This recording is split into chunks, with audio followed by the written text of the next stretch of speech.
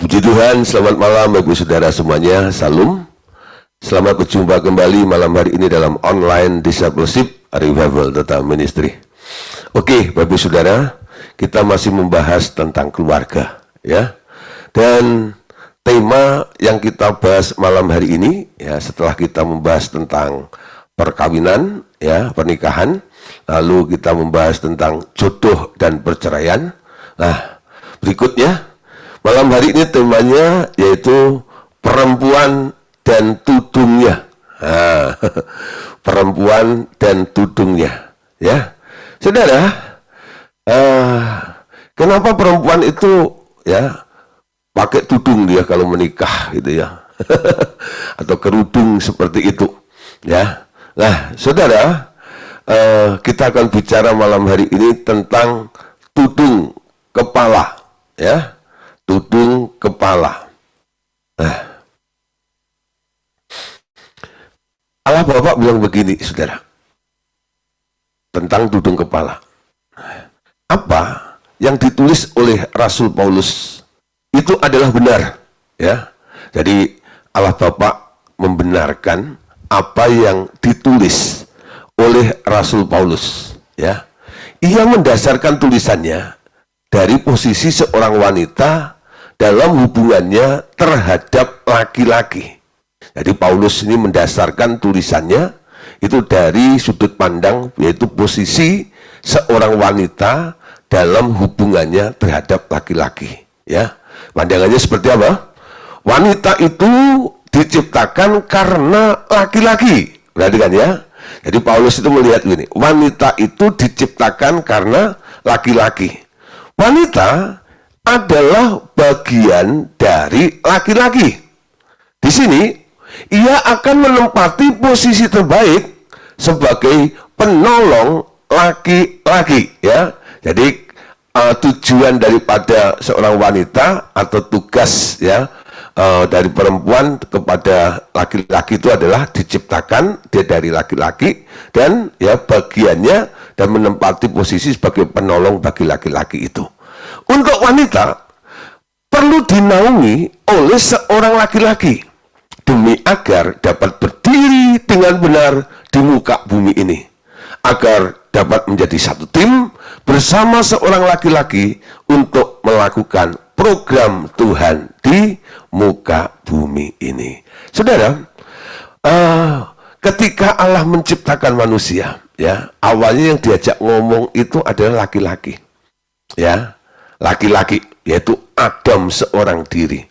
Lalu Tuhan memberikan penolong bagi Adam. Karena Allah itu melihat kondisi daripada Adam, lalu Allah bilang begini, nggak baik manusia itu seorang diri saja. Makanya diciptakannya, diambillah dari tulang rusuknya itu, lalu dibangunlah seorang perempuan, lalu diberikan kepada laki-laki itu, ya. Ketika perempuan itu diberikan kepada laki-laki, Tuhan ngomong, ya, ini adalah penolongmu yang sepadan. Artinya apa, saudara?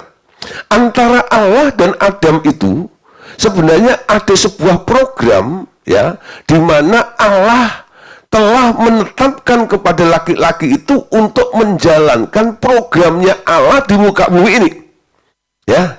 Nah, hadirnya perempuan ini adalah menolong, ya, menolong supaya program Allah yang telah dicanangkan kepada laki-laki itu boleh berjalan dengan baik, ya.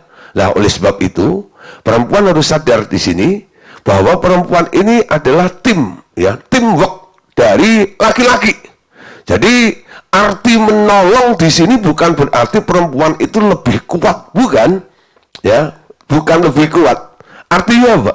Perempuan itu, ya, punya andil untuk melengkapi, ya, untuk melengkapi sehingga apa yang ditugaskan oleh Allah sebagai program itu bisa terrealisasi, ya, bisa berjalan dan mencapai tujuannya secara maksimal. Nah, saudara, Paulus itu nangkep luar biasa, ya. Awalnya tadi dia bilang, ya, bahwa, ya, pertama kali Paulus katakan bahwa wanita ya itu diciptakan karena laki-laki. Ya. Kenapa harus ada wanita? Karena ada laki-laki. Ya, kalau nggak ada laki-laki nggak ada wanita, saudara ya. Jadi wanita itu diciptakan karena laki-laki, ya. Nah, dan wanita itu adalah bagian dari laki-laki itu. Itu bukan hanya berbicara tentang diambil dari tulang rusuknya, ya.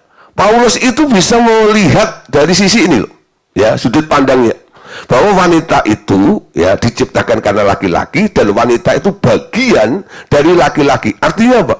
Dia boleh ikut membantu untuk mensukseskan program Allah yang diemban oleh si laki-laki itu. Amin.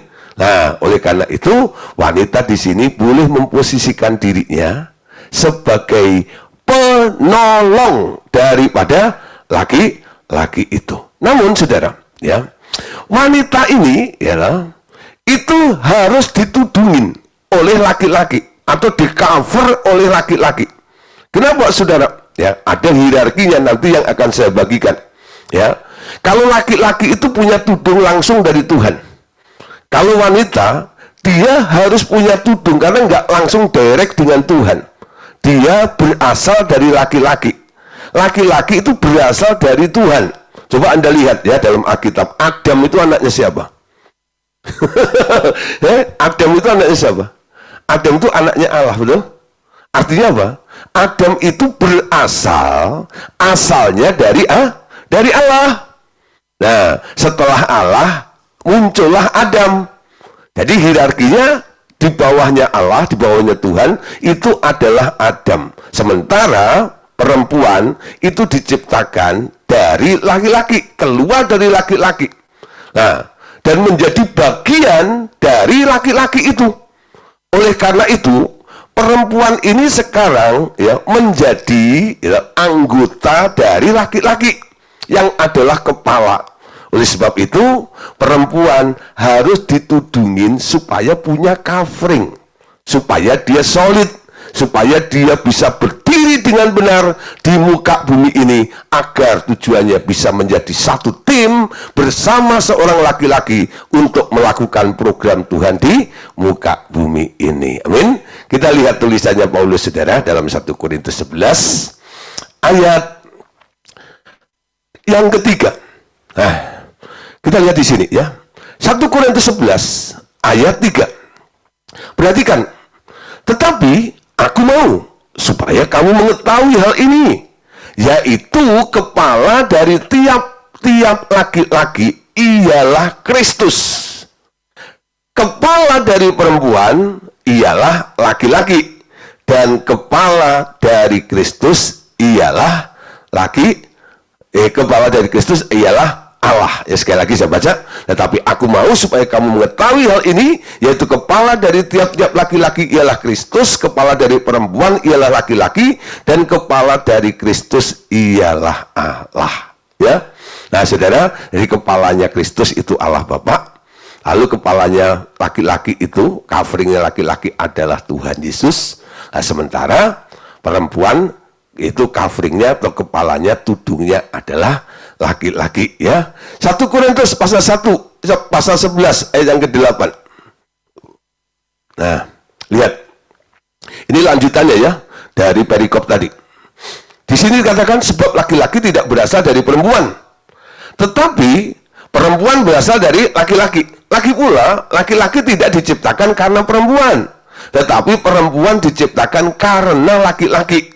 Sebab itu perempuan harus memakai tanda wibawa di kepalanya oleh karena para malaikat, ya.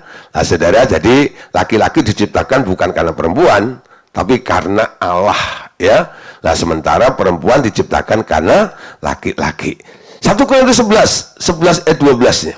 Perhatikan, sekalipun demikian, dalam Tuhan tidak ada perempuan tanpa laki-laki, dan tidak ada laki-laki tanpa perempuan, ya. Sebab sama seperti perempuan berasal dari laki-laki, demikian pula laki-laki dilahirkan oleh perempuan, dan segala sesuatu berasal dari Allah, ya. Nah, ayat yang ketiga ini sedikit jelimet, saudara.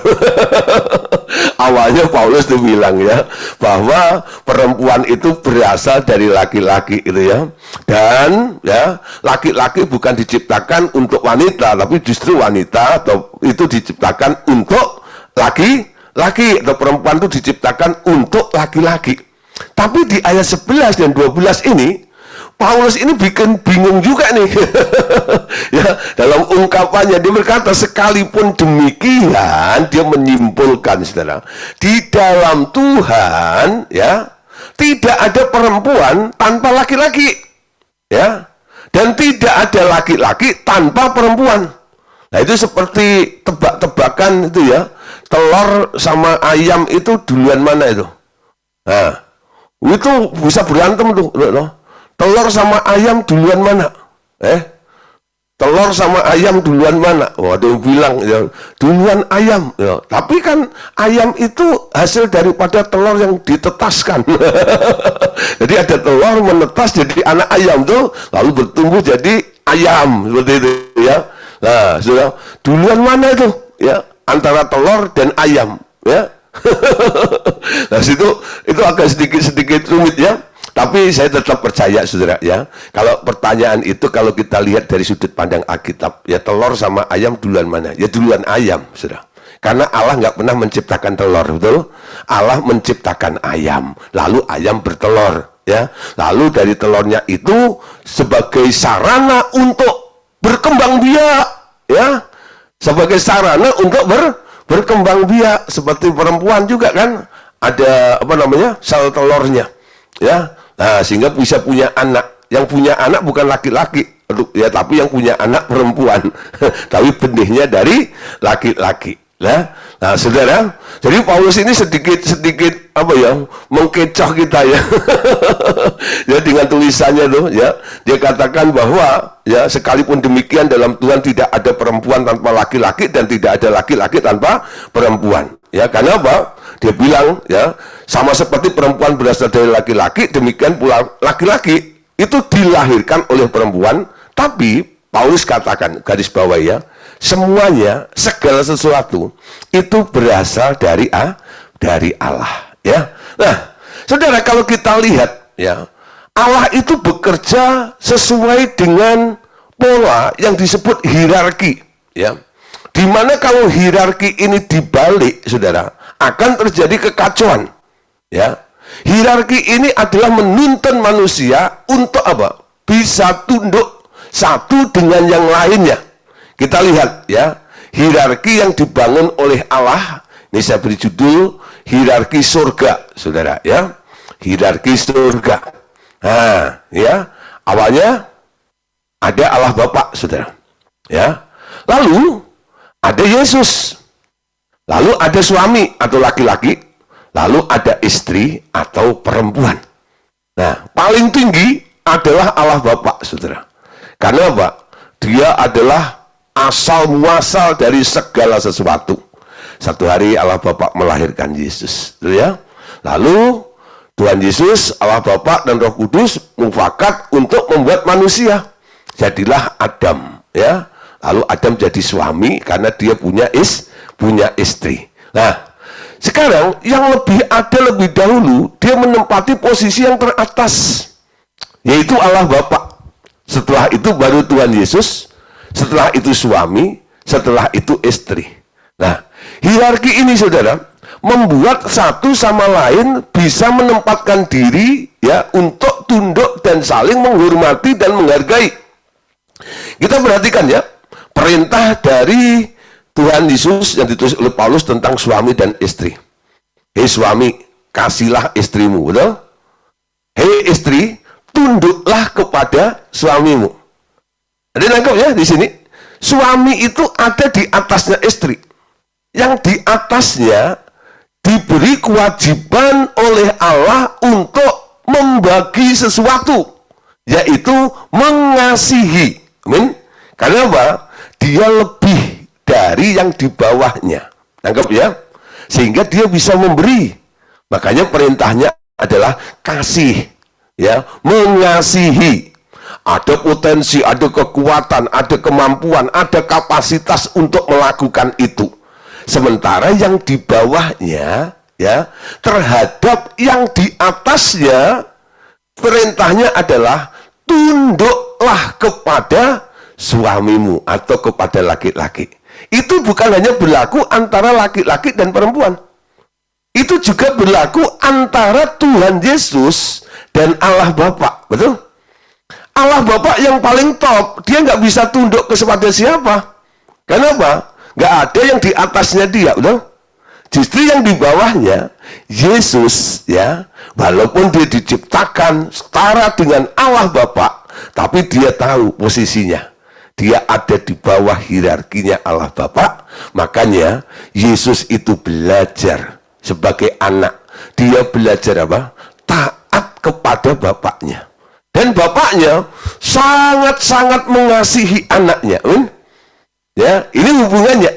Begitu juga sekarang Tuhan Yesus dengan laki-laki atau dengan Adam, ya. Nah, disebut gerejanya ini. Nah, saudara, Tuhan Yesus sangat mengasihi manusia. Manusia sekarang harus mengasihi Tuhan, betul? Nah, saudara, jadi hierarki ini kalau dibalik, coba nih sebenarnya, umpama istri menempatkan diri di atasnya Allah Bapa, wah, ini sudah nanti perintahnya jadi berubah semuanya, betul? Nah, saudara, di sini bukan maksudnya untuk merendahkan, ya, nilai daripada kaum perempuan, bukan, ya. Tapi boleh saya katakan memang nasibnya perempuan ya begini. Kenapa? Ya dari awal karena laki-laki lebih dulu ada daripada perempuan, betul? Makanya perintahnya nggak bisa dibalik, ya, nggak bisa bilang perempuan ya kasihlah suamimu, lalu suamimu tunduklah kepada istrimu. Nggak ada ayatnya, saudara. Ya, nggak ada perintah seperti itu, ya. Nggak ada perintahnya seperti itu. Istri harus tunduk kepada suaminya. Nah, saudara, sekali lagi, hierarki yang dibangun oleh Allah ini nggak boleh diotak-otak atau dibalik, ya. Kalau sampai terjadi ya perubahan ini, akan terjadi kekacauan yang sangat besar. Nah, saudara, karena perempuan itu ada di posisi yang terbawah ini, sekarang saudara muncul pertanyaan. Perlukah perempuan memakai tudung kepala? Ya, perlukah perempuan itu ya punya satu covering ya tudung kepala? Saudara, pelajaran tentang ini dahulu dianut dengan amat konsekuen di Eropa dan di Amerika, sehingga Anda bisa melihat ya budaya daripada orang Eropa dan Amerika. Sehingga semua perempuan Kristen nampak memakai topi dengan aneka hiasan di kepala mereka. Sementara pria menanggalkan topi masing-masing dan menaruhnya bersama mantel atau payung mereka di serambi dalam gereja atau sebuah rumah atau gedung pertemuan, ya. Nah, kalau Bapak Saudara mungkin lihat film-film koboi gitu ya, Eropa atau Amerika gitu, nanti itu masih ada nih budaya yang diangkat seperti itu ya. Laki-laki pakai topi gitu ya, nah, lalu masuk ya ke dalam, lalu itu ditanggalkan itu. Tapi perempuan enggak ya. Dia masih pakai terus. Seperti itu ya. Nah, saudara, budaya itu sebenarnya ada kaitannya dengan apa yang Tuhan telah tetapkan di masa-masa sebelumnya. Namun saudara, zaman berganti ya, dan perempuan malas mengenakan topi. Kenapa? Karena mereka anggap itu model kuno, ya, model kuno. Sebenarnya ini bukan masalah model, tapi tanda perempuan terhormat itu tunduk di bawah otoritas suaminya. Jadi memakai topi itu, saudara, sebenarnya dulu itu bukan sebuah style atau model gitu, bukan. Ya, modelnya pakai topi begitu. Itu merupakan satu hal yang dilakukan untuk menunjukkan saya sebagai perempuan dengan memakai topi ini, saya mau ngomong kepada khalayak semua orang. Aku mau tunduk kepada suami. Tandanya apa? Aku pakai topi ini, ya. Nah, tapi sekarang zaman sudah berubah, saudara. Apalagi saudara, itu salon ya, Oh, itu udah di mana-mana gitu ya. Lah model-model rambut macem-macem gitu. Lah kalau pakai topi gitu model rambutnya ya nggak kelihatan gitu ya.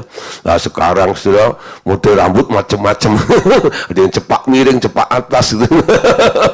Ada yang sasak gini ya, ada yang sasaknya menceng gini. Waduh, kalau saya lihat ya itu aneh-aneh gitu ya. Nah semakin aneh semakin mahal katanya. Potongnya. Mereka pengen menunjukkan ya model-model rambutnya. Nah, dengan adanya budaya atau zaman yang berubah seperti ini, ya, budaya tentang makna memakai topi sebagai ya rasa atau niat untuk tunduk kepada suami itu sudah mulai tidak bisa tidak dimengerti lagi oleh generasi-generasi pada zaman ini. Nah, Bapak Saudara, malam hari ini kita lihat, Saudara, ya, bahwa tudung kepala itu menjadi sarana untuk mengingatkan setiap perempuan akan posisi mereka terhadap suami.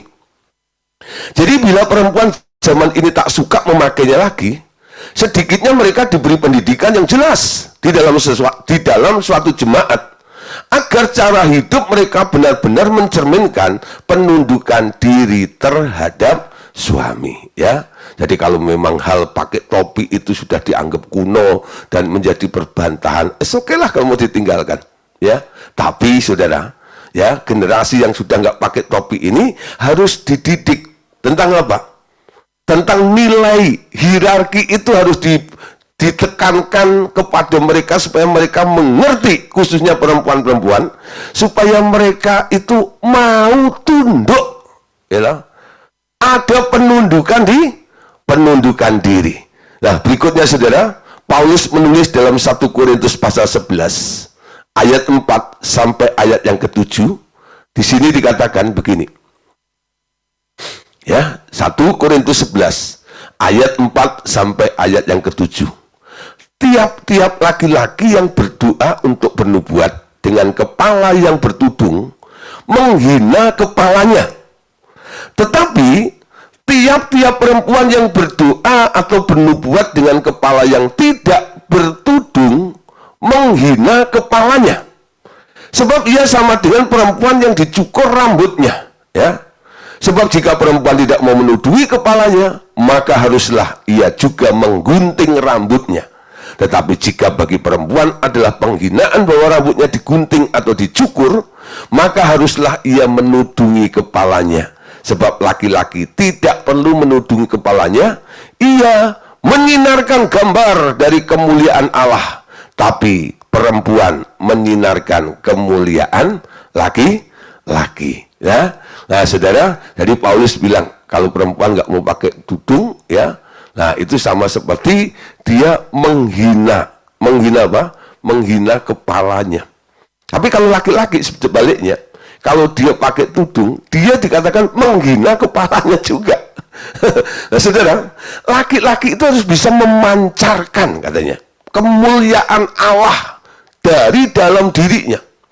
Sementara, ya, seorang istri, ya, itu harus mendukung suaminya supaya suaminya itu bisa menjadi terkenal, menjadi bisa sukses, populer, sehingga, ya, kalau dulu di zaman-zaman perjanjian lama, ya, itu kita lihat laki-laki itu biasanya kalau terkenal di pintu gerbang, ya, itu semua karena dukungan istrinya. Nanti Anda lihat dalam Amsal, ya, istri yang bijaksana itu seperti apa. Salah satunya adalah dia mendukung, ya, sampai akhirnya suaminya dikenal di pintu gerbang. Itu karena istrinya. Saya punya teman, saudara, ya, dia sebenarnya seorang pengusaha, ya, pengusaha sepatu preti. Ya, nah, itu kali, ya, seorang teman saya ini akhirnya dia terjun dalam ministry pelayanan, ya. Nah, terus ya jadi populer lah seperti itu. Ketika di ulang tahun diundang kami juga, lalu ada satu teman nanya begini, nanyanya kepada istrinya, resepnya apa yang kamu buat sehingga suamimu bisa menjadi seperti ini? Dia nggak tanya sama laki-lakinya, dia tanya sama istrinya, ya, dia tanya sama istrinya. Lalu istrinya nanya kepada yang nanya tadi gitu, kenapa kamu tanya sama saya? Tanya aja langsung sama dia. Nggak bisa, ya lah. Ini semua, ya lah, bisa terjadi, nggak bisa lepas. Ini semua karena pengaruh juga dampak daripada seorang istri itu, sehingga suaminya bisa menjadi seperti ini. Amin.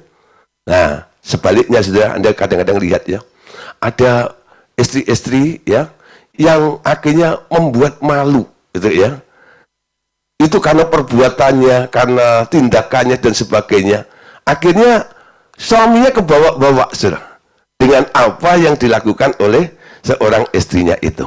Nah sudah di sini istri ini nggak mampu mendukung, malah merongrong sehingga suami itu nggak mampu untuk memancarkan kemuliaan Allah di dalam dirinya itu. Nah kalau bicara tentang memancarkan seperti itu, ya.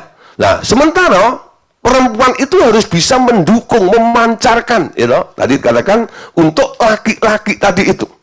Nah, ada konsekuensinya. Tadi dikatakan kalau perempuan nggak mau pakai tudung, nggak mau ditudungi, mending apa? Gundulin kepalanya saja. Ya rambutnya itu dibuang sudah. Tapi perempuan-perempuan mana ada yang mau rambutnya dibuang, betul ya? Ya kalau kena cancer habis di kemo botak begitu langsung pakai apa itu ya, pakai wig, oh ya wig namanya wig gitu, wah gitu, besok warnanya krem gitu, besok warnanya pink gitu ya, rambutnya bulat. Rambut palsu. Kenapa harus seperti itu? Karena nggak lazim gitu. Coba kalau laki-laki botak kan tambah keren ya. Ya teman saya sudah dibilang udah botak gitu, bilang Pak kok sekarang jadi botak? Ya ini produk terakhir.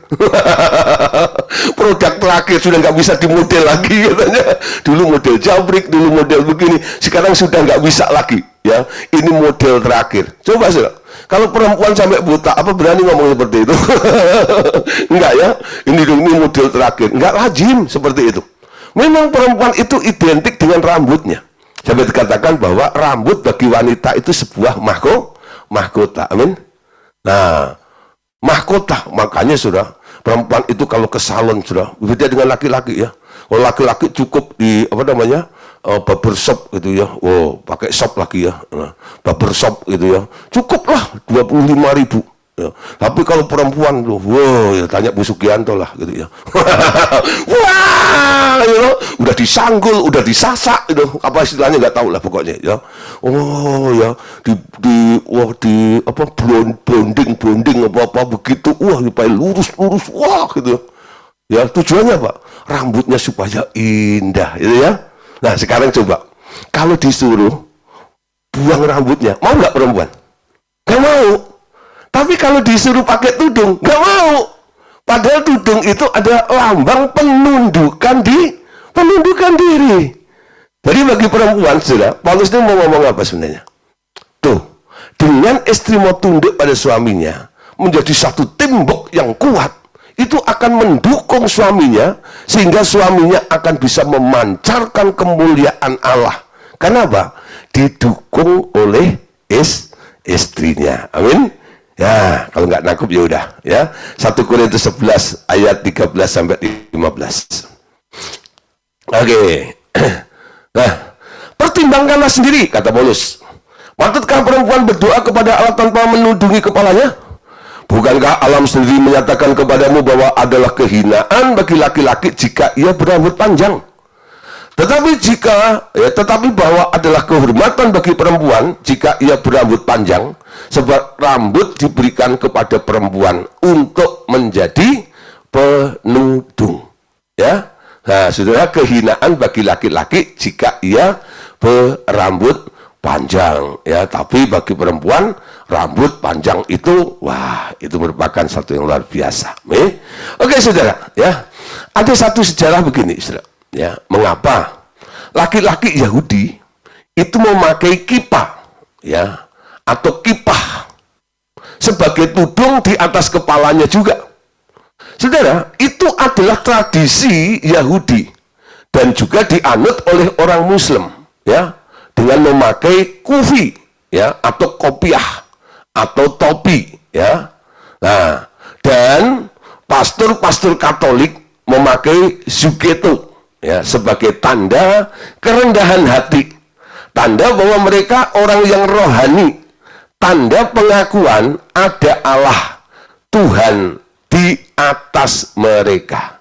Ya, banyak orang saudara mungkin pakai kopiah atau kipah atau zuketo atau topi ya, atau kerudung gitu, tapi artinya kadang-kadang mereka nggak mengerti. Ya, kenapa orang Muslim harus pakai kopiah gitu? Sebenarnya ada sejarahnya. Tapi kalau Anda tanya kepada orang Muslim, mungkin ya mereka belum tentu bisa menjawab. Ya, mungkin yang bilang, ya orang Muslim harus pakai kopiah seperti ini, gitu ya.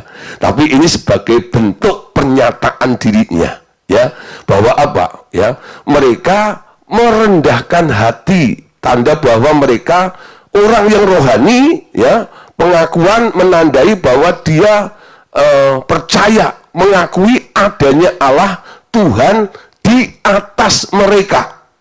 Jadi mereka ada di bawah, sehingga dia harus tunduk kepada yang di atasnya. Amin. Nah, lanjut.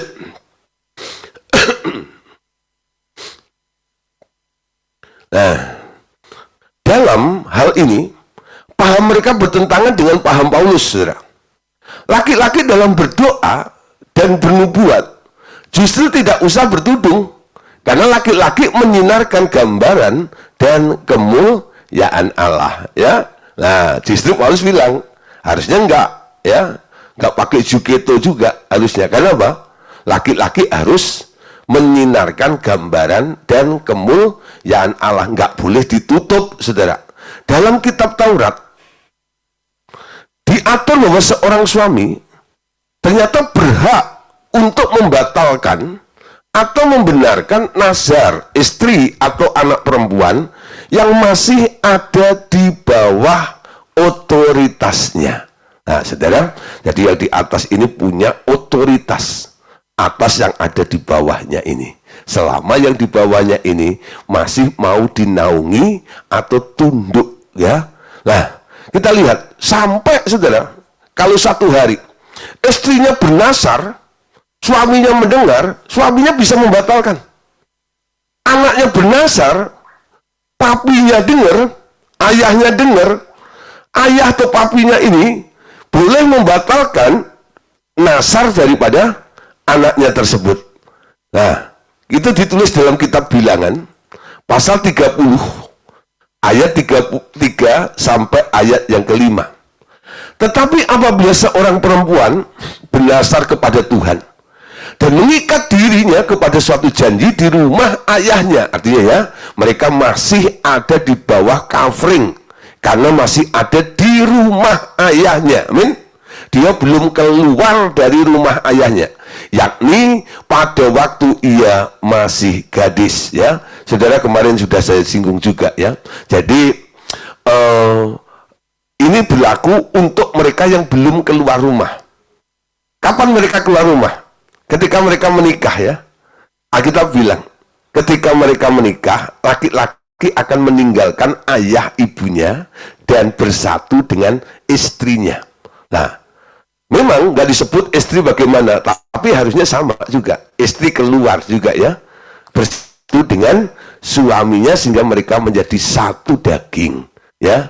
Nah, itu lepas karena mereka sudah tidak tinggal lagi di dalam rumah ayahnya. Jadi ketika dia bernubuat, dia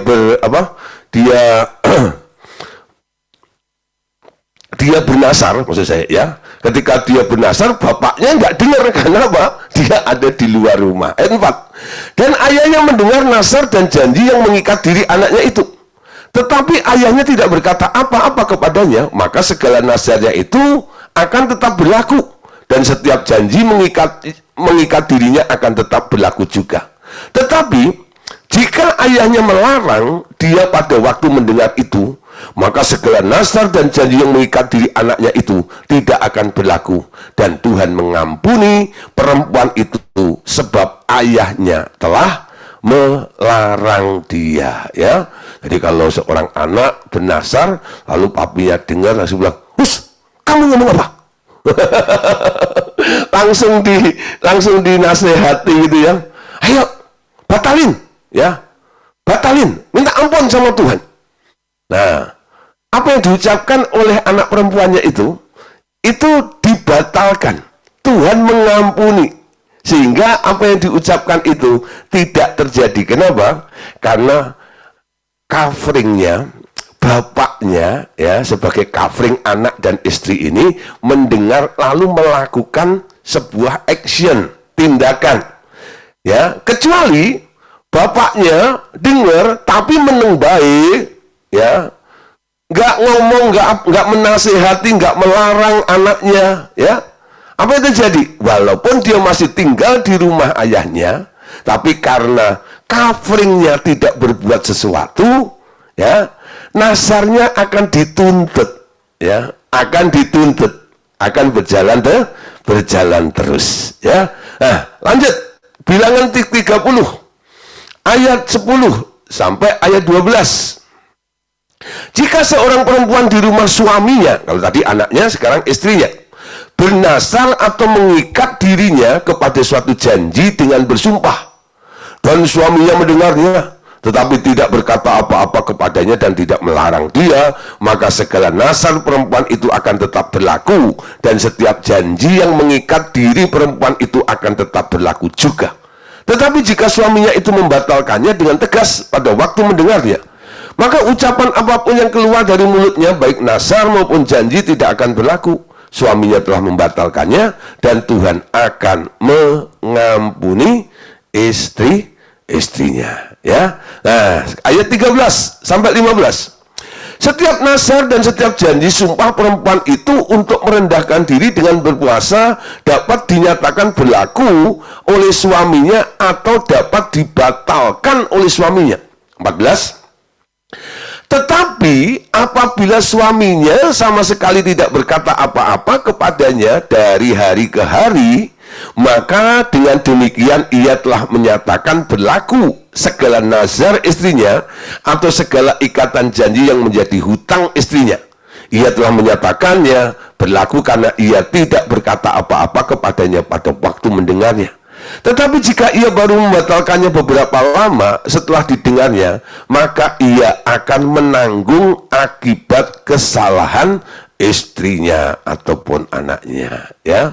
Jadi saudara, kalau sampai terlambat membatalkannya, ya, nah, yang nanggung itu bukan istri dan anaknya, tapi siapa?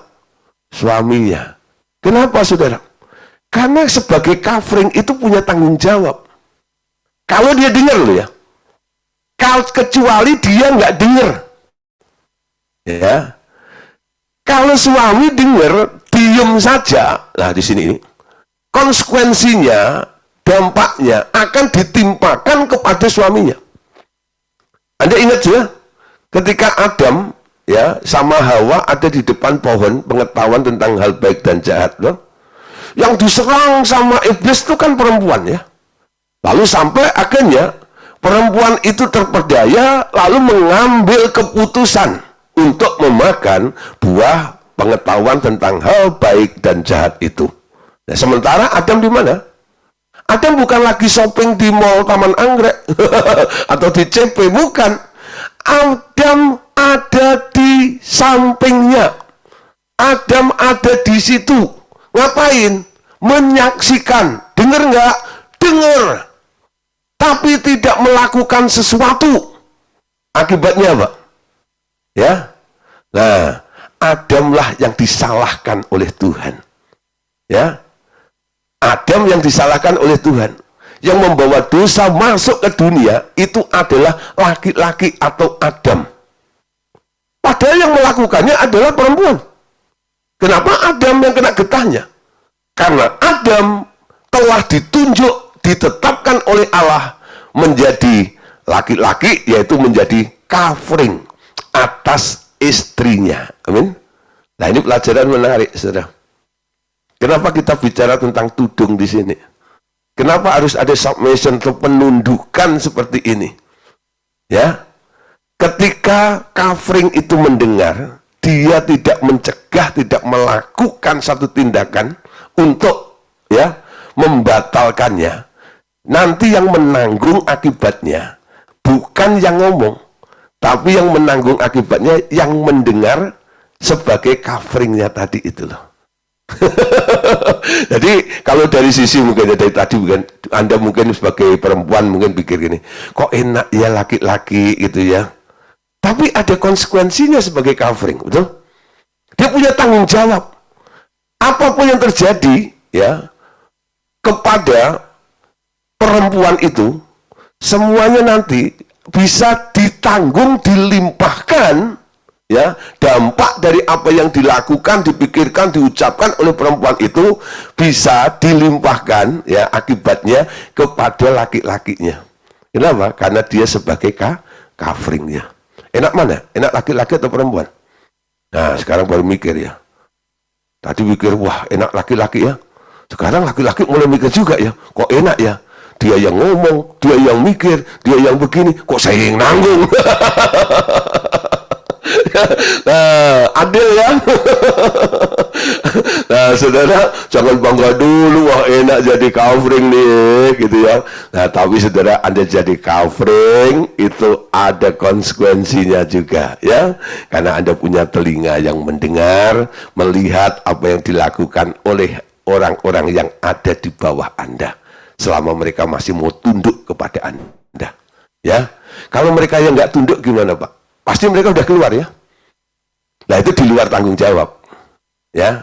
Jadi siapa yang punya pengaruh untuk sampai semua itu bisa dilimpahkan kepada coveringnya? Mereka yang masih ada di bawah otoritas, yang masih mau tunduk, baik anak maupun istri. Amin. Oke, saudara, lanjut ya. Bila seorang laki-laki diberi otoritas atau kehormatan oleh Tuhan, tapi tak berani mengambil posisinya sebagai pemimpin atau kepala, baik dalam suatu peperangan atau pimpinan jawatan, maka Tuhan sering mengalihkan otoritas atau kehormatan itu kepada perempuan. Anda lihat ya, ada pengalihan. Ya, sebenarnya yang diberi otoritas untuk menjadi pemimpin, untuk menjadi kepala atau memutuskan sesuatu, ya, itu adalah laki-laki.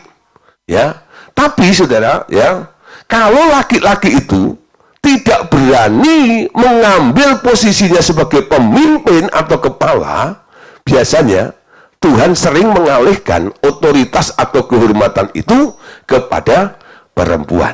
Ada cerita di sini ya, di dalam Alkitab. Hakim-Hakim pasal 4 ayat 8, ayat 9, lompat ayat 21 ya. Nah, ayat yang sebelumnya ini Bapak Ibu Saudara baca sendiri di rumah nanti ya. Hakim-Hakim 4 ayat 8, 9 dan 21. Jawab Barak kepada Deborah, "Jika engkau turut maju, aku pun maju. Tetapi jika engkau tidak maju, aku pun tidak maju." Kata Deborah, "Baik, aku turut. Hanya engkau tidak akan mendapat kehormatan dalam perjalanan yang engkau lakukan ini. Sebab Tuhan akan menyerahkan Sisera ke dalam tangan seorang perempuan." Lalu Deborah bangun berdiri dan pergi bersama-sama dengan Barak ke Kades. 21 ya, ini langsung aja di sini ya. Tetapi Yael ya, istri Heber, jadi ini perempuan, mengambil patok kemah, diambilnya pula palu, mendekatnya, diam-diam, lalu dilantakkannyalah patok itu masuk ke dalam pelipisnya sampai tembus ke tanah, sebab ia telah tidurnya karena lelahnya, maka matilah orang itu. Nah saudara, ini Raja Barak ya, ketika dia mendengar Tuhan bilang, "Aku serahkan musuhmu ke dalam tanganmu." Tapi karena mungkin trauma dan sebagainya, karena pertimbangan ini dan itu, dia bimbang. Lalu ada nabiah namanya Deborah yang muncul seorang perempuan nabi di sini. Nah dia bilang, ya, "Oke, kita maju bareng ya." Kalau kamu nggak berani, nanti aku antar, aku ikut dalam peperangan itu. Tapi ingat ya, nanti ya yang mengeksekusi, yang membunuh bukan kamu, tapi seorang perempuan. Harusnya ya Baraklah yang membunuh raja itu. Tapi kenapa Tuhan mengalihkan kepada seorang ya lain ya, yaitu Yael, istri daripada Heber itu. Karena Barak tidak bisa mengambil, tidak berani mengambil tanggung jawab atau keputusan sebagai seorang leader, sebagai seorang pemimpin, sebagai seorang raja pada waktu itu. Dan akhirnya Tuhan melimpahkan atau mengalihkan, ya. Nah, tugas itu kepada seorang perempuan. Nah, saudara, itu kadang-kadang terjadi juga, ya, bahwa begini loh. Di dalam rumah tangga ini perlu dicamkan baik-baik, ya. Mungkin terjadi satu argumen, ya, antara suami istri, lalu didiskusikan ini dan itu dan sebagainya. Nah, tapi untuk memutuskan segala sesuatu, yang boleh mengambil keputusan bukan perempuan. Yang boleh mengambil keputusan adalah laki-laki. Ya, dalam kelompok, ya, sama juga. Ada ketua atau kepala, pemimpin, dan ada anggota. Kita musyawarah, kita diskusikan. Yang boleh mengambil keputusan bukan anggotanya, tapi kepalanya. Si anggota ini harus rela memberikan, ya, kesempatan untuk pemimpin itu, ya, atau laki-laki atau suaminya itu, kalau itu perempuan atau istrinya, ya, untuk apa? Untuk mengambil satu sikap, karena itu kewajiban, itu ranahnya daripada suami itu. Untuk apa? Mengambil sebuah decision atau keputusannya itu. Nah, nah, saudara, tapi mungkin ada yang bilang begini, ya. Satu kali saya menasihati seorang istri, ya, karena dia harus memutuskan sebuah perkara, ya. Ini kaitannya duit besar, saudara, karena ada aset ini dan itu dan sebagainya, dan melibatkan keluarga besar juga. Nah, lalu, ya, firman Tuhan berkata bahwa keputusan harus suami yang mengambil, tapi dia tahu persis kapasitas kemampuan suaminya. Kalau suami saya ngambil gini nanti gimana, ya?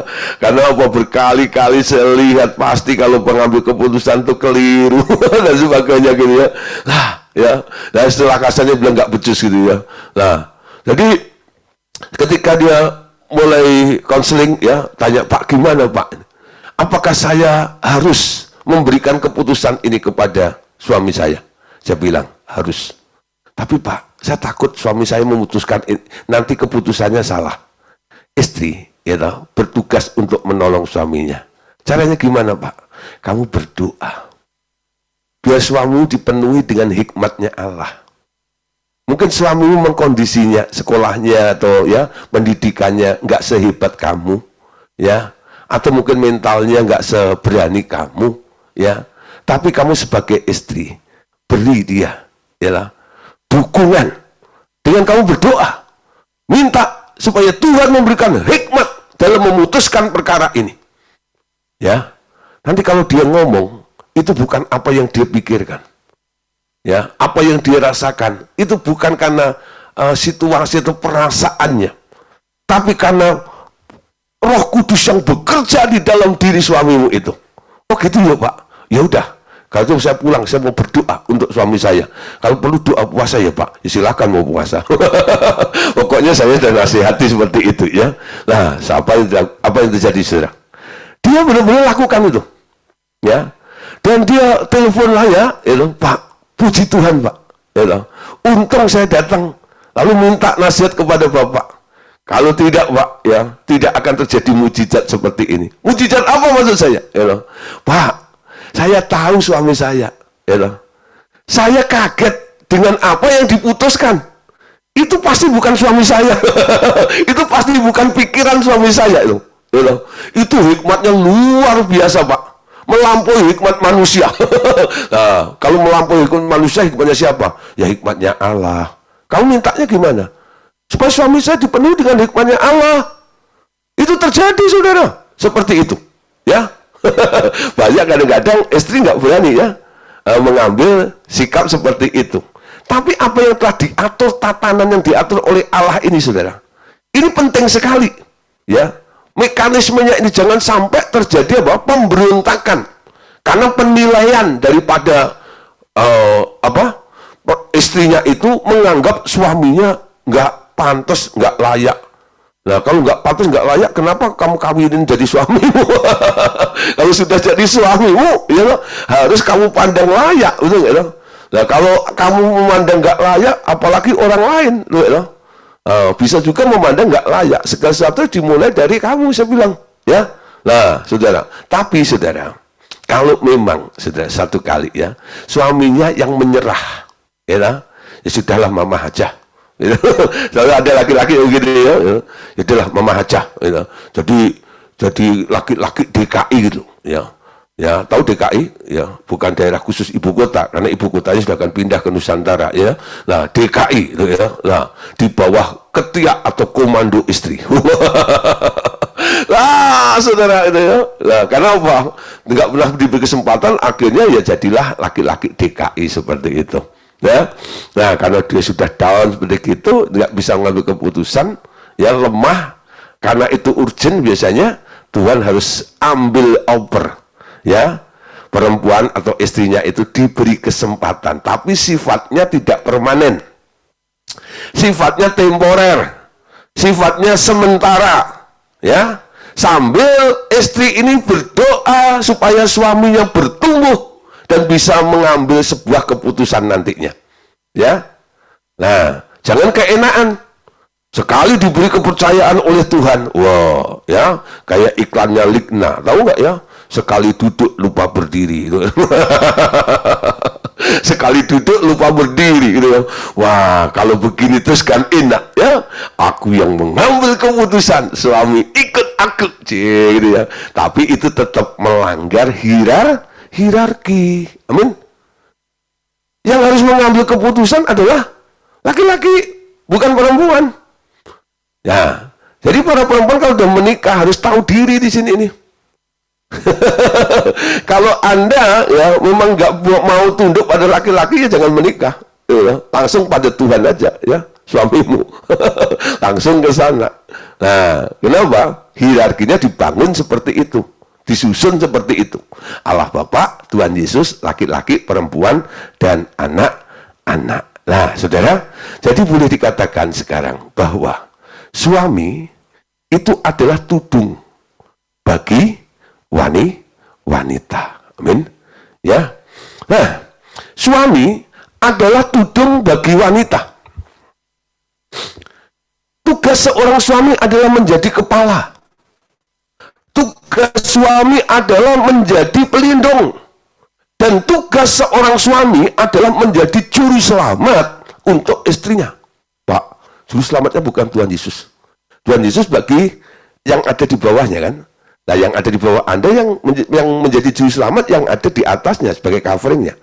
Itu alasan mengapa seorang istri harus tunduk kepada suaminya seperti kepada Tuhan.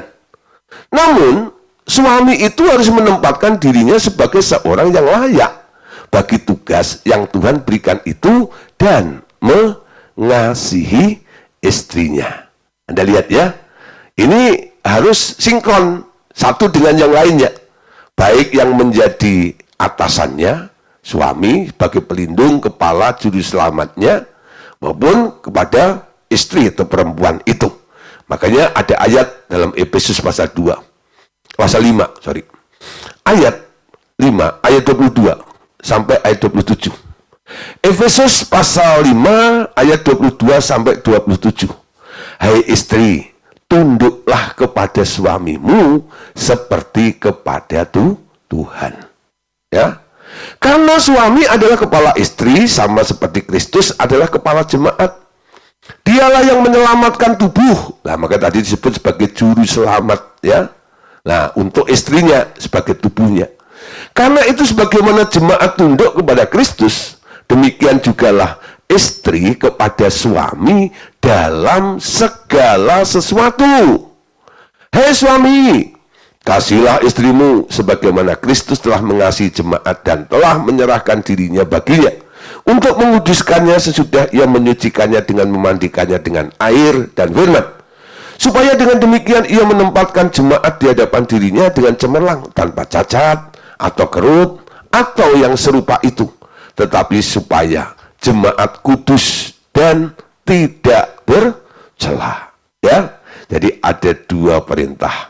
Perintah untuk istri dan perintah untuk suami. Istri ditunduk kepada suami dalam segala aspek, dalam segala hal. Ya, kepada suami ya seperti kepada Tuhan. Suami yang bagaimana tidak disebut kriterianya juga. Yang penting itu suamimu.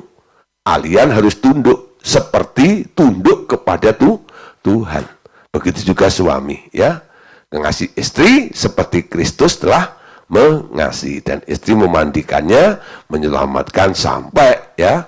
Nah, seperti gereja Tuhan, ya, supaya dengan demikian menempatkan jemaat di hadapannya dengan cemerlang tanpa cacat, kerut atau serupa itu dan tak bercela, ya. Nah, terus sekali urusan tudung bagi perempuan ini beres, wanita dapat melakukan banyak hal dan amat efektif dalam segala macam pekerjaan. Ada kecenderungan juga bagi perempuan bahwa mereka bahkan sanggup melakukan semua pekerjaan jauh lebih baik dari seorang laki-laki. Dalam hal ini, perempuan itu harus menyadari kembali posisinya. Ia tetap selalu membutuhkan seorang laki-laki sebagai penudung. Nah, saudara, di zaman modern seperti ini, ya, apalagi di zaman emansipasi, wah, itu sejak Kartini muncul, ya, untuk menyaingi Kartono, ya. Nah, saudara, sekarang banyak, ya, wanita-wanita karir, ya, wah, yang luar biasa. Nah, dia melampaui kapasitas daripada suami. Nah, saudara, tapi saudara, way out-nya tetap satu. Ya, saya pernah saksikannya ketika saya pelayanan ke Jogja bersama dengan almarhum Bu Em itu. Ada satu, ya, pasangan datang pagi-pagi buta. Nah, dia datang, awalnya ditangani sama Bu Emi. Karena saya masih tidur, karena hari Minggu itu saya pelayanan 3 tempat. Ya. Dari Solo 2 tempat, lalu ke Madiun, dari Madiun tengah malam pulang sampai Jogja. Saya yang drive, saya yang khotbah, saya yang main keyboard, saya yang WA. Pokoknya saya semuanya gitu ya, capeknya luar biasa. Saya tidur, bangunin sama Bu Emi. Pak Gideon, ya loh, ini ada yang urgent. Udah saya mandi bentar. Lalu saya masuk ke ruang konseling, ya. Lalu saya lihat ada suami istri. Lalu diserahkan ke saya, Emi pergi. Lalu di hadapan saya bilang, ini ada apa? Istrinya langsung nyecer gini, Pak, tolong Pak nasihati suami saya ini. Kenapa? Dia malas luar biasa, Pak. Ya loh. Usaha gagal terus. Kasih modal amblas, ya loh. Kasih modal amblas, ya loh. Nggak becus kerja. Istrinya tuh pokoknya ngomongnya seperti itu. Ya, saya cuma perhatiin gitu ya. Tapi ketika saya perhatiin wajah istri, kok nyinyirnya luar biasa gini ya. Ini ada apa seperti itu? Lalu saya juga bingung, saya garuk-garuk ini nih, sambil tarik hikmat Roh Kudus apa yang harus saya lakukan? Lalu Roh Kudus bilang, ya, nah ini kesalahan, ya, bukan terletak sepenuhnya kepada suaminya.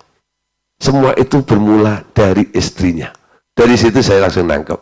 Lalu saya bilang, Bu, maaf ya, Roh Kudus tadi bilang, Ibu yang salah. Gak bisa, Pak. Makanya saya datang ke sini. Ya, saya minta Bapak nasihati suami saya ini.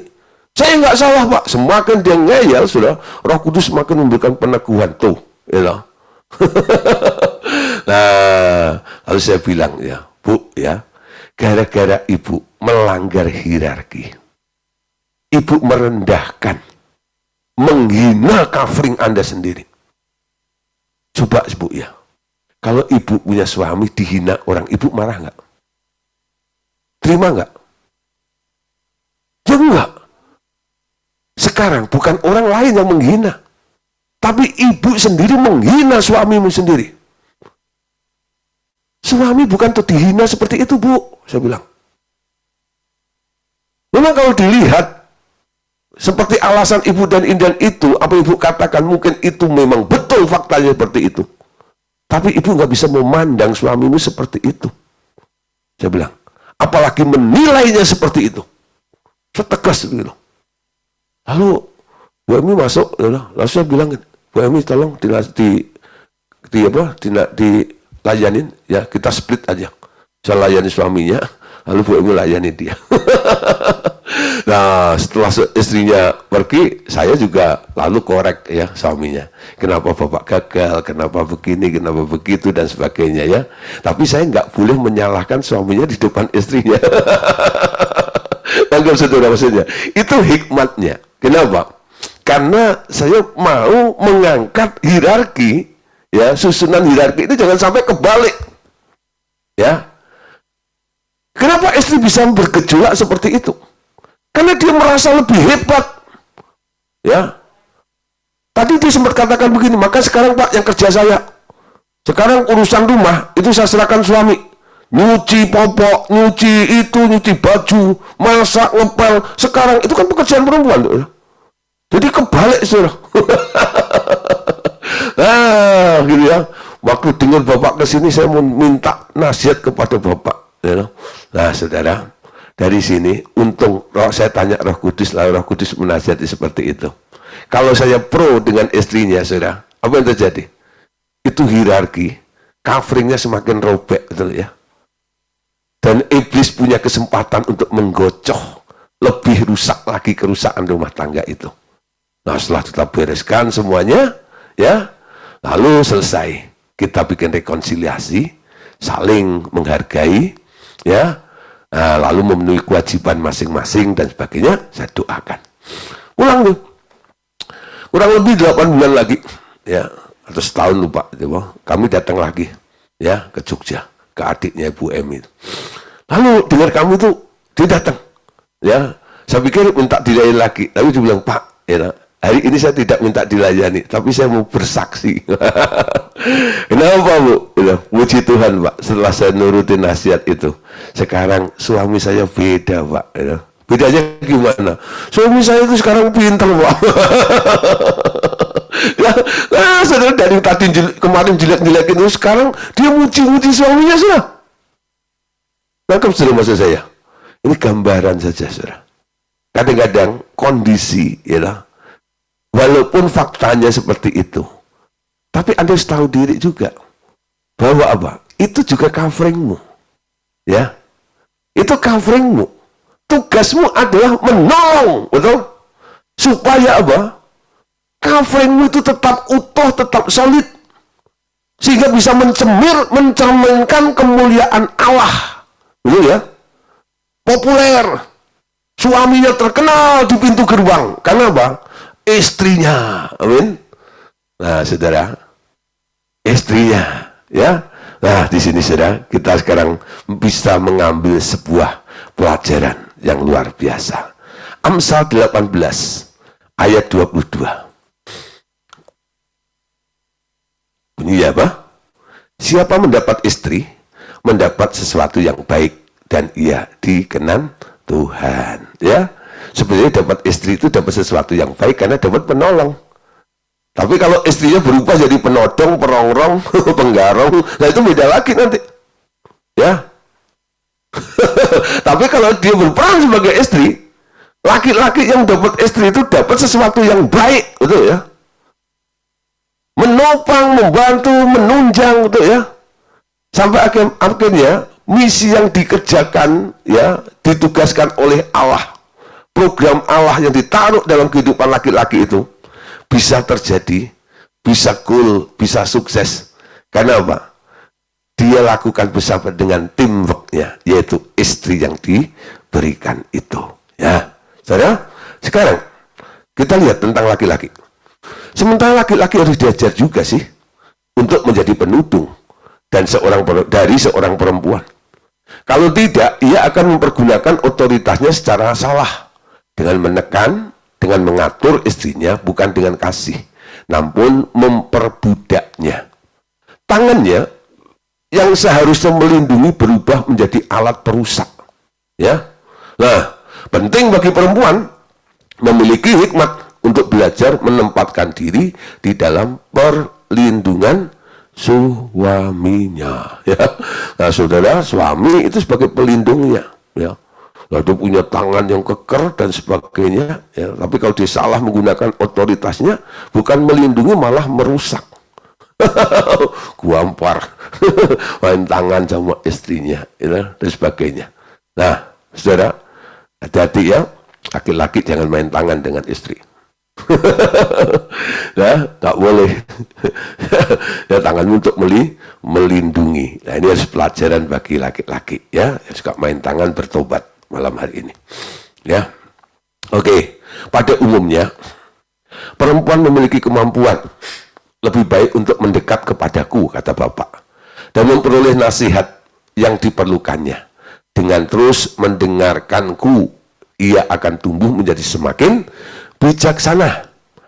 Ya, untuk menjadi pengajar yang baik bagi perempuan-perempuan lain, juga bisa menjadi contoh bagi suaminya dalam hal mendengar suaraku. Ya, nah jadi bisa menjadi guru juga nih. Istri adalah pemberian yang baik bagi seorang laki-laki karena ia dikenan Tuhan. Karena itu siapa yang diberi seorang istri wajib menjadi tudung yang baik dan menjadi juru selamat bagi istrinya terhadap serangan si iblis. Keselamatan istri terletak di tangan suaminya. Karena itu, bila seorang istri mendapat serangan dari setan-setan, jangan suaminya berkata, aku serahkan. Ya, aku serahkan istriku dengan tangan Tuhan. Iblis dengan merdeka mendapat jalan masuk untuk membunuh dia. Sebaliknya suami harus berdiri di samping istrinya dan berkata, ia pemberian Tuhan bagiku. Kalau ya kau serang dia, iblis, engkau berhadapan dengan aku. Dan aku didukung oleh seluruh surga. Enyahlah engkau, iblis. Ya. Nah, jadi kalau diserahkan, kalau Anda diberi kewajiban oleh Allah untuk melindungi, jadi apa yang harus Anda lindungi jangan diserahkan pada Tuhan. Ya, Anda minta dukungan dari surga supaya surga itu membackup Anda dan Anda bisa menaungi, melindungi apa yang dipercayakan oleh Allah kepada Anda. Ya, Efesus 5 ayat 28 sampai 29. Nah, demikian juga suami harus mengasihi istrinya. Sama seperti tubuhnya sendiri, siapa yang mengasihi istrinya mengasihi dirinya sendiri, sebab tidak pernah orang membenci tubuhnya sendiri tetapi memelihara dan merawatnya, sama seperti Kristus terhadap jemaat, karena kita adalah anggota tubuhnya, memelihara dan merawatnya. Hal yang sebaliknya juga terjadi bila suami diserang iblis dan mendekati ajalnya. Nah, seorang istri berhak meminta perlindungan Tuhan agar suaminya sebagai tudungnya dipertahankan.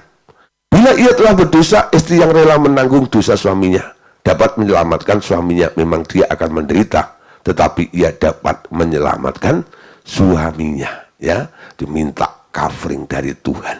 1 Korintus 7:16. Sebab bagaimana engkau mengetahui istri, apakah engkau tidak akan menyelamatkan suamimu? Atau bagaimana engkau mengetahui suami, apakah engkau tidak akan menyelamatkan istrimu? Jadi suami dan istri itu punya kewajiban untuk menjadi apa? Juru selamat masing-masing. Ya, istri bisa menjadi juru selamat juga untuk suaminya, suami juga bisa menjadi juru selamat untuk istrinya. Amin. Oke, Bapak Saudara, malam hari ini sampai di sini dulu ya. Nah, besok kita akan bahas kelanjutannya. Bagaimana dengan perempuan yang mandul? Bagaimana dengan perempuan yang ditinggalkan oleh suami? Ya. Nah, bagaimana dengan janda-janda? Bolehkah menikah lagi dan sebagainya? Kita akan bahas besok ya tentang perempuan itu. Oke, Tuhan Yesus memberkati kita semuanya. Amin. God.